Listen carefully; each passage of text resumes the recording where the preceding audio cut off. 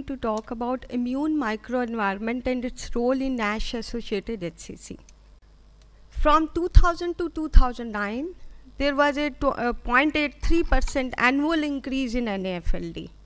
In fact, meta-analysis shows that the NAFLD across Asian sub-regions is increasing from 2019 28% and 33.8%. It's a Hepatology 2023 meta-analysis. And lean NAFLD in Asia is 14.55% compared to the West, which is 8.8%. HCC by 2030 compared to 2016, its rise in Japan and Asia 47 to 86%, 65% in Hong Kong, 80% in Singapore and Korea, and 85% in Taiwan. This is estimated till 2030 that it will rise like in HCC.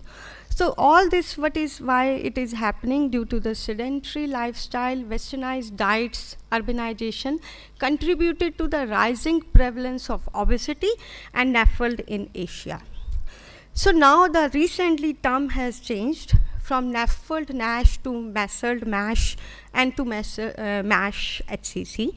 Why it is happening? It is happening due to the all multifactorial factors, germline variants, extra hepatic factors, molecular signaling alterations, immune microenvironment, metabolite dysregulation, and certainly gut microbiome. This is again happening directly to the MASH HCC from the MASH F1, F3 stage, or from the cirrhosis. It is contributing to the cirrhosis and then coming to the MASH HCC. So I am just briefly touching the one slide only for the germline variants. Everybody knows that there are the three SNPs which are mainly doing PNPLA3, MBO87 and TM6. PNPLA3, if you see that it encodes a methionine substitution and it gives the lipid mobilization, increased risk of fibrosis. MBO87 also favors the fat accumulation, increased hepatic fat content and fibrosis. And TM6 also, it retention of VLDL in the liver, increase hepatic triglyceride contents and contribute to the fibrosis. So this is the India data. This is the overall that the Sood et al. Vikrant Sood from the ILBS they did, but although they showed there was no matching for the PNPLA3 in the pediatric patient group, and Narayan Swami Bale and the Kenneth from the India, they showed all the three population. In fact, the three SNPs they have used the Bale et al. 2024. They said that it is contributory to the MAFLD and the MASH. Another extra risk factor is the obesity. We know that obesity makes the lipid accumulation, and this lipid accumulation increase in the adipocytes and metabolic dysfunctions with the MASLD due to the lipotoxicity. So I will just finish it here. It is the lipotoxicity and why it happened. Here it is the reason. Lipotoxicity in the hepatocyte. What you are seeing, the lipid droplets, it is present almost in every cell, not only in hepatocyte, even in the immune cells also it is present. What happened that this lipid droplet is the molecule containing the triglyceride, diglyceride and everything. In the general physiology, what happened that fatty acid is taken up by the hepatocyte, and there is a ATGL, which is a adipose triglyceride lipase, which initiates the hydrolysis of triglyceride to diglyceride, and then metabolism happens. But in the proteomic analysis, recently the paper have come with the many protein markers, but in the 2021 molecular metabolism, they have published that HILPDA molecule, which is a hypoxia inducible lipid droplet associated protein. Although this protein is very less in quantity, but what it does, it just blocks the ATGL, and that's the reason there is a lipid droplet and the high content of the triglyceride, and these contents are happening not in the hepatocyte, as I said, in all, and in fact even in the immune cells also there is data. Another extra risk factor are the diabetes and dyslipidemia. Genetically susceptible subjects, they have the type 2 diabetes and the dyslipidemia, which increase the LPS absorption, which gives the hepatocyte DNA damage, altered gut microbiome, but I am touching how the hepatic progenitor cell activation happens in the NAFLD, and as three things happen: immune cell filtration, hepatic progenitor cell activation, hepatic stellate cell activation, and altered gut microbiome. So how the hepatic, when there is a hepatocyte injury, there is a senescent HSC activation. This activation certainly gives the type 1 collagen, but it gives the activation of a developmental pathways with notch, hedgehog, and hippo, which give the cellular proliferation and inflammation. Indeed, senescent HSC secretes the IL-33, which contribute MASH. Recently, there is one nice paper which shows that the HSC extracellular vesicle contains the hexokinase 1, and this hexokinase 1 is trapped by the HCC cells, and HCC gives the metabolic disorders like this. These all slides are made by my first year PhD student Aisha Rehan. So I draw on the papers and she draw on the biorender. So this is the actually immune landscape. So the three steps: obesity, diabetes, hepatic cells, HSC activation, and now the immune landscape in the HSC microenvironment. In the microenvironment, this red color is the pro-tumorigenic, and the anti-tumorigenic are in the blue color. So red color is that CD4, if you see that IL-17 increase, TGF-beta, IL-10 increase, the Tregs, neutrophil increase with the ROS, IL-17, and they make the nets also.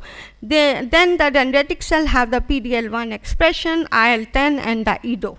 So this is whole in the total HCC, not in the NASH or the MASH HCC.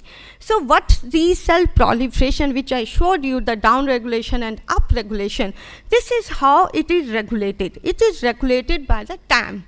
TAM receptors, which are the tyro3, AXL, and the MERTK. Tyro3 is present on the platelets. AXL is present on mono, MAC, platelet, dendritic cell, endothelial cells, and MERTK is present on the PBMC, monocytes, and the macrophages. This ligand is with the PROS1 and the GAS6, and this, when it is increases, soluble tyro3 AXL is present in the serum. This whole contribute to the activation of PI3K, AKT3, mTOR. And it is found that during the metastasis, drug resistance, worst prognosis, these three tyro-TAM receptors were highly increased. And how this is contributed? Because it is with the survival, proliferation, migration. It is found that these three tyro receptors for the survival, migration, EMT invasion, sorafenib resistance also it is found. Now I come to the total that the immune microenvironment. Recently the Sharma et al., Ankur Sharma, 2020, they have published in the Cell. What they did, this is the beginning. I am taking the step by step that how we will go further. What they did, they took the mice and mouse liver, 79,000 cells. They took the fetal liver, 60,000 cells. They took the HCC patient, total HCC, and 14 patient, and they took the from tumor 57 to 50 cells and adjacent normal cells also. What they did the comparative single cell transcriptomic cross species comparison, because they took the, of course, the mice also, and the spatial transcriptomics. So what they did, out of these, they found, they took the CD45 negative cells, and then did the cell type identification. And then they found with the machine learning based correlation that what are the fatal, and those fatal genes or the cells are related with the tumor. So they did the identification of oncofetal ecosystem. So what they realized, that in the fetal liver development, when the fetus is there, fetal hepatocyte, there is a one kind of a PLVAP endothelial cells. I need not to tell all the clinicians that they all already know, but for the students' sake, there are many kind of endothelial cells with the artery, venous, and the hepatocyte, and internal also different kind. But when the fetus is developing, development, there is an endothelial cell which increase the PLVAP. What is the PLVAP? Plasma lemma vesicle associated protein, which increase the permeability of nutrients, metabolites and everything. So fetal development, it is increased. Then they have seen the normal endothelial cells, because normal hepatocyte, they did not find any PVLPA, but in the hepatocellular carcinoma, again they have found the PLVPA oncofetal endothelial cells are more. What they does, so there are the they identify the fetal associated endothelial cells first in the hepatocellular carcinoma. What they did, embryonic like reprogramming, they found that the TAM, tumor associated macrophages, TAM1, they are have the fold are too high, which was present in the fetal and which was again present in the HCC. They found that there is a conserved granular in mouse embryonic seeded human fetal liver and TAM1 macrophages, and they concluded that when PLVAP oncofetal endothelial cells are present, there is a more of proliferation of hepatocytes, and there are more present on the macrophages, which is the oncofetal macrophages. So this, they say that in the tumor and in the tissue, TAM and the PLVAP is responsible for the HCC presentation. This is a Cell paper, and of course it increases the VEGF and the Notch signaling in maintaining the oncofetal ecosystem. So next I go directly, because we have seen in the total all this thing, but in the MASH HCC, what is happening? In the MASH HCC, this is a Wang et al. 2024 hepatology paper, which we have redrawn it after the reading. What they did, they took the macrophages, they read the macrophages, neutrophils and other cells. They found that because these macrophages are lipid overloaded already, so these macrophages are the lipid associated macrophages or tumor associated macrophages, they increase, and then they start secreting the more of TNF, IL-6 and TGF-beta, and then they have the decreased phagocytosis. They don't dead hepatocyte, they don't take it. Even they inhibits the hepatocyte mitophagy, and which increase in the MASH, which lead to the MASH from the normal hepatocytes. Then this increase of TNF alpha also increase the CXCL1 IL-8, which is produced by the neutrophils, and these neutrophils make the netosis more in the MASH patients, and this netosis does not hamper only the uptake of the molecules. In fact, it triggers the T regulatory cells also proliferation, and it gives it to the HCC and make the tumors. What was interesting was the other cells, mainly the platelets. What they did, they found that beside the L6 and the NK cells, platelets have the affinity for the free fatty acids, and what they do, there is a increase of these platelets. They take up the free fatty acids more, and which gives the free fatty acids to the HCC and make the tumor. And simultaneously there is an increase, as I already told you, M1 to M2, and these increase the IL-6 and make the HCC. So findings highlight that TREM2 positive, this is the marker, but this is a lipid overloaded marker, TAM PDL1, GLECTIN1, unfavorable clinical prognosis. TREM2 inhibited tumor growth. In clinical trial, they found that the antiplatelet therapy improved the fatty liver disease, and they said that potential therapeutic target for the MASH. Even they have found that the antiplatelet will be going for the HCC also with the combination therapy. I am not taking here the clinical trial. So another cells, what they said, that in the MASH condition, when there is only steatohepatitis, CD4 T cell, because of the increased hepatic linoleic acid, they were decreased. They, in fact, CD4 total decreased, but the Th17 differentiated, FOXP3 Tregs expansion was more, which impaired the surveillance. At the same time, CD8 T cells were also increased. Indeed, CD8 T cell normal cell changed into with the expression of CXCR6, What is the CXCR6 does? What are the cells which are exhausted with the PD-1? They stay in the hepatocyte, they stay in the liver, and the new cells are not coming into the liver. Only the exhausted cells are into the liver. That's the reason anti-PD-1 therapy or any therapy does not work well than the viral etiology of the HCC. And they have also said that the B cells also contribute with the IgA positive plasma cell, and they make the PD-L1 expression more. In fact, gastrointestinal B cells were more contributed than the peripheral or the human microenvironment of the tumor. So, increase hepatic IL-15, decreases the FOXO1 in CD8 PD-1, and start expressing CXCR6, which give the resident phenotype. Exhausted CD8 T cells are now resident in the liver, and there are no new therapies. So, inferior therapeutic benefit of the anti-PD-1 and PD-L1 blockade was there. Another study, which is the Lee et al. Hepatology, I think this is 2023. What they did the spatial proteomics of immune microenvironment in non-alcoholic. This is very interesting study. Why? They have not taken any blood, not a liver. They took the FFPE slides. They took the NASH HCC 16, HBV, HCV, and the healthy.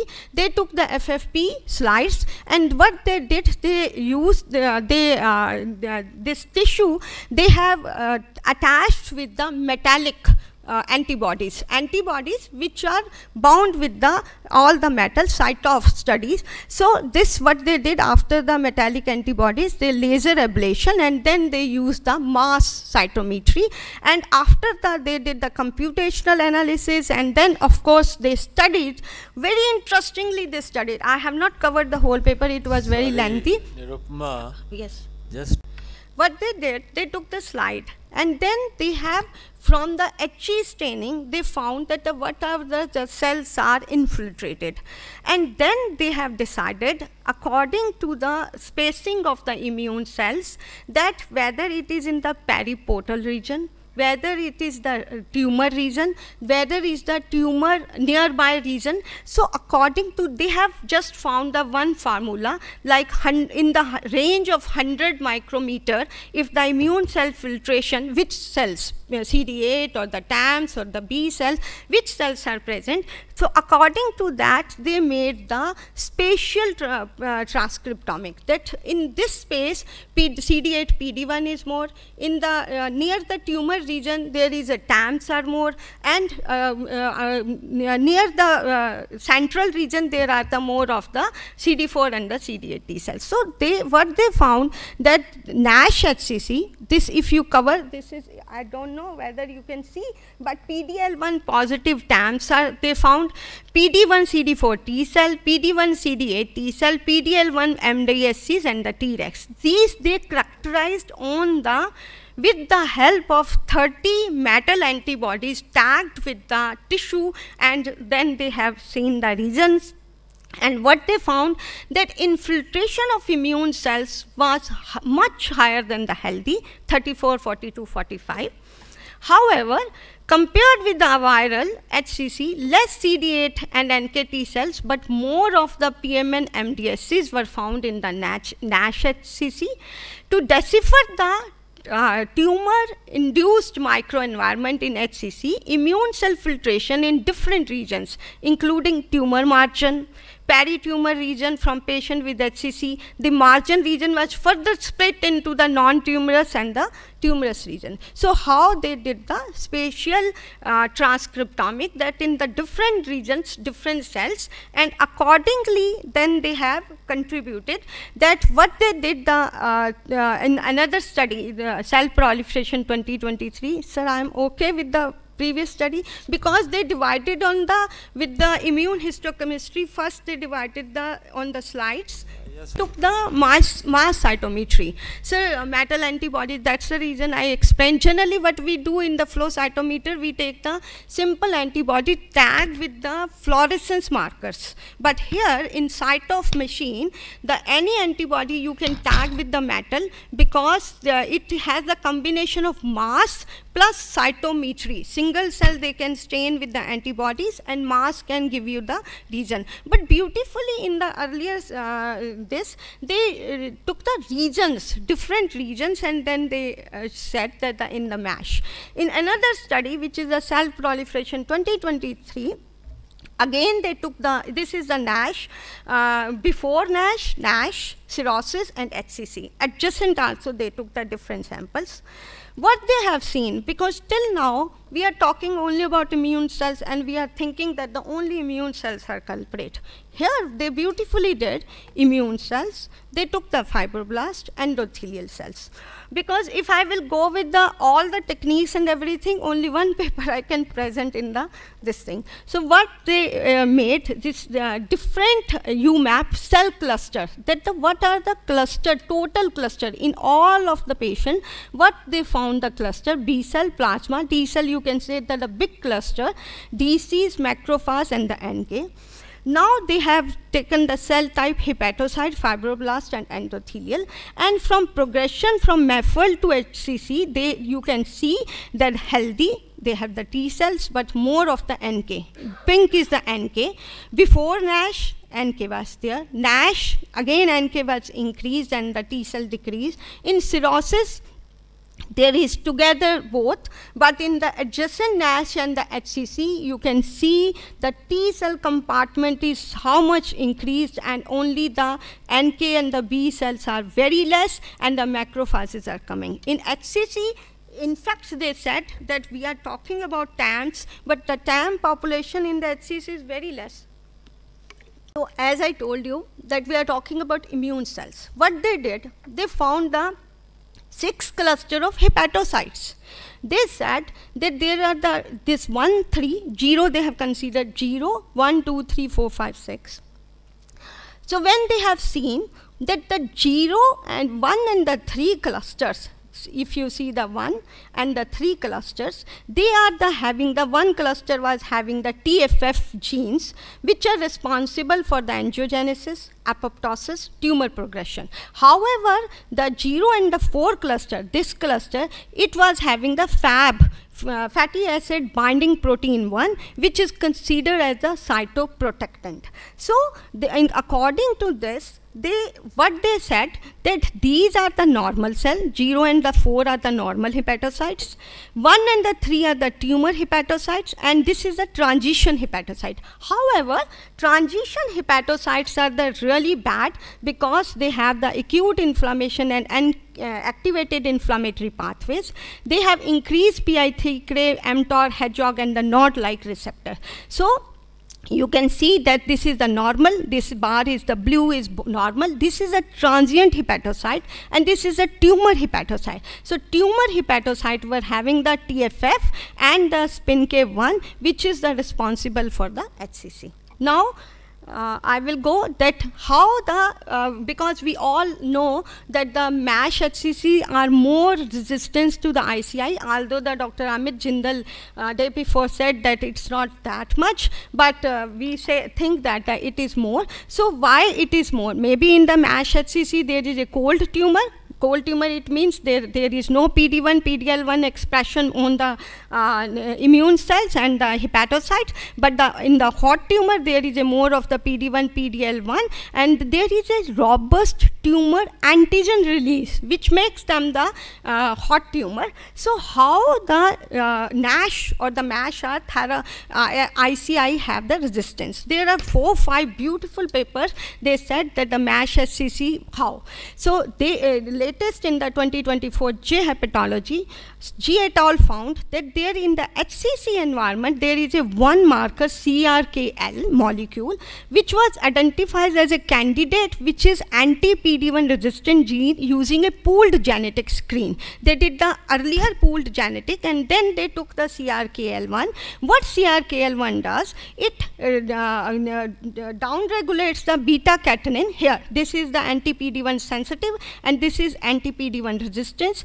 What CRKL1 does, it downregulates the beta-catenin pathways. After the downregulation, it breaks the beta-catenin molecules, and then which goes into the intranuclear, and the beta-catenin binds to the transcription factor, which increases the VEGF alpha and the CXCR, and that's the reason there is the anti-PD-1 resistance. But in the anti-PD-1 sensitives, the CRKL expression is very low.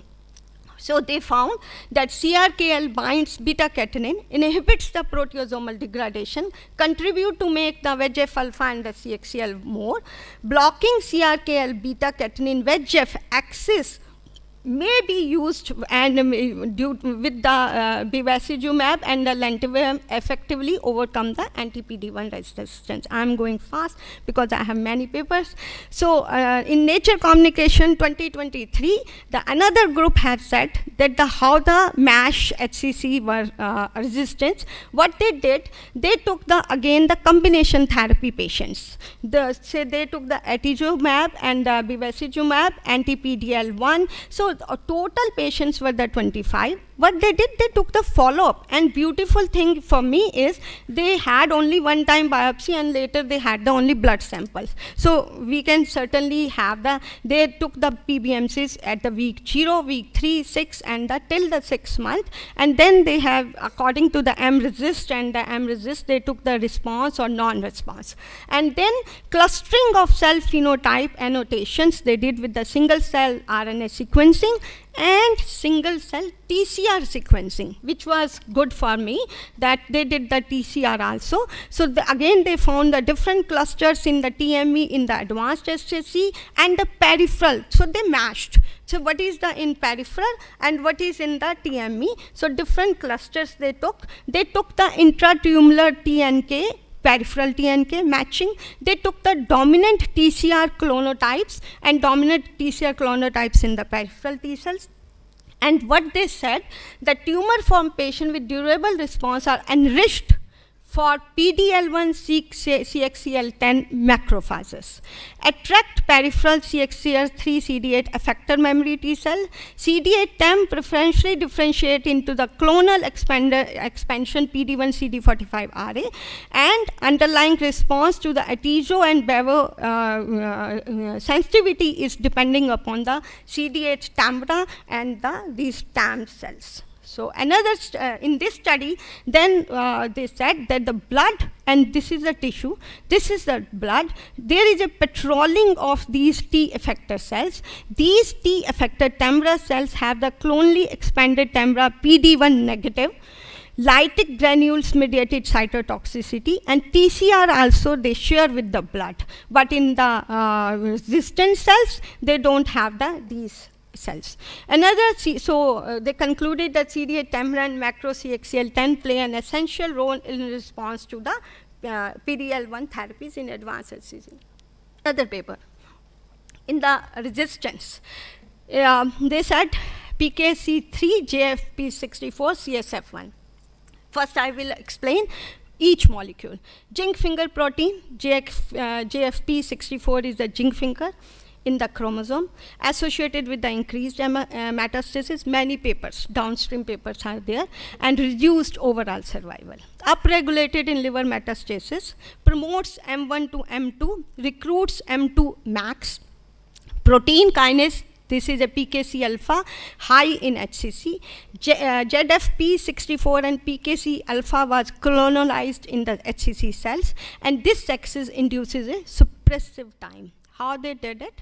They again took the HCC patient RNA sequencing, and then they have said that the patient with the progressive disease, they were having the JFP64. I just took the one slide from the each, and then they concluded when the JFP64 is more phosphorylated in the tumor cell, they increase the CSF1, and which increase the M1 to the M2, this, and immunosuppression, ineffective immunotherapy and tumor progress. But here the immune activation and the tumor, because if it is a expression is a low. Another, nivolumab in sorafenib naive and sorafenib experienced patients. This is a checkmate 040.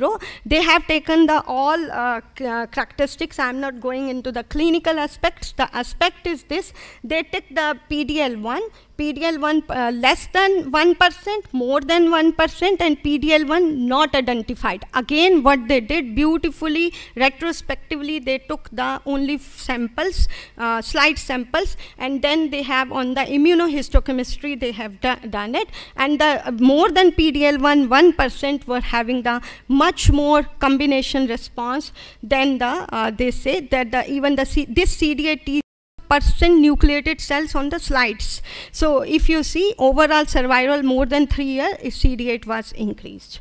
So another lenvatinib and plus anti-PD-1 therapy, and they have taken all the immune cells, and they found that the CD8 T cells were increased. Just a minute, sorry, because you can't see. So they took the lenvatinib alone, anti-PD-1 alone, and the combination therapy. In the combination therapy, you can see that the tumor volume was how much decreased, and they said that the TAM again increased, and and the CD8 was increased, and these TAM and CD8 one was making the interferon gamma pathway enriched more. So another, just 1 minute, sir, 1 minute. So they took the nivolumab monotherapy in the perioperative patients, and then again they have said that the perioperative, if you give the nivolumab, it has the better combination. So I will just come into the way forward. Identification of match HCC biomarkers allows for the timely diagnosis. TM is screening with exhaustive immune metabolic panel, which I have the capability to do little bit. Set up RT-PCR based assay method for new molecule inclusion, because I feel that the many molecules we can do with the RT-PCR. Thank you so much for your patience.